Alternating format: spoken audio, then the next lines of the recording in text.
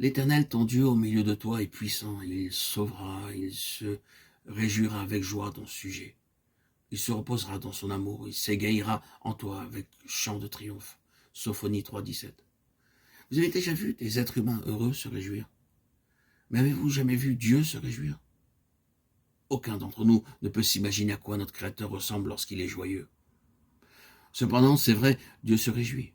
L'Éternel ton Dieu se réjouira avec joie à ton sujet. Il s'égayera avec chant de triomphe. Supposez que vous puissiez entendre Dieu chanter. Comment vous sentiriez-vous si vous pouviez entendre votre Seigneur vivant et plein d'amour chanter à votre sujet? Après vous avoir aimé, sauvé et versé son amour dans votre cœur, il commencerait à chanter de joie à votre sujet. Regardez une mère et son bébé nouveau-né. Elle est remplie d'amour pour ce petit. Elle l'étreint et le couvre de baisers. Son visage est rayonnant de joie. Elle chante doucement, tandis qu'elle déverse son amour dans le cœur de son bébé. Dieu aussi chante de cette manière à notre sujet lorsque nous sommes récemment nés de nouveau et prêts à recevoir son amour. Alors, vous l'entendrez chanter un cantique bien plus doux que celui de n'importe quel ange. Telle est la joie du Seigneur. Telle est la joie qui nous remplit de force divine. Et David dit, ici sera la maison de l'Éternel, Dieu, et ici sera l'autel des holocaustes pour Israël. 1 Chronique 22. Ce n'était pas pour un simple royaume terrestre que Dieu appela David. Il disposait pour lui d'un royaume plus élevé et plus grand que cela. Nous avons vu la croissance de la joie dans la vie de David, étape par étape, et nous avons vu que la plus grande satisfaction de Dieu, aussi bien que celle de David, fut lorsqu'il lui révéla le plan et le modèle du temple. Avant que Dieu puisse lui révéler son plan, il dut, comme nous l'avons vu, conduire David par une vie de peine à l'ère d'Aravna, le Jébusien.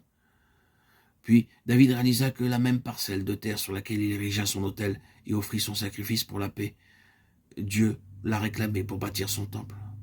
Dieu aurait pu dire dès le commencement à David de construire sa maison à cet endroit, mais alors David n'était pas prêt à recevoir un tel commandement. Ce n'est que lorsque nous sommes vraiment prêts que Dieu peut nous donner les instructions de son cœur.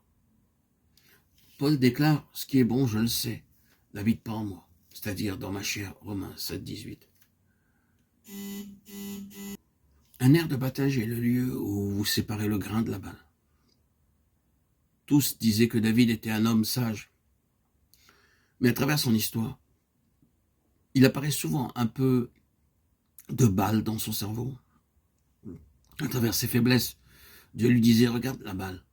Ce n'est qu'en connaissant plusieurs aires de battage que l'intelligence de David put être libérée de la balle.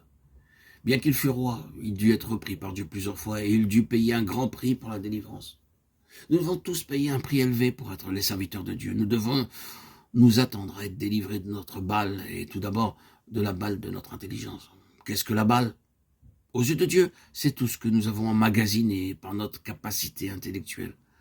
Dans Ésaïe chapitre 40, verset 6, nous lisons « Toute chair est comme l'herbe, il est le grain de blé. Il est notre véritable sagesse. » Toutes nos expériences ont pour but de nous apprendre à dépendre de cette seule sagesse.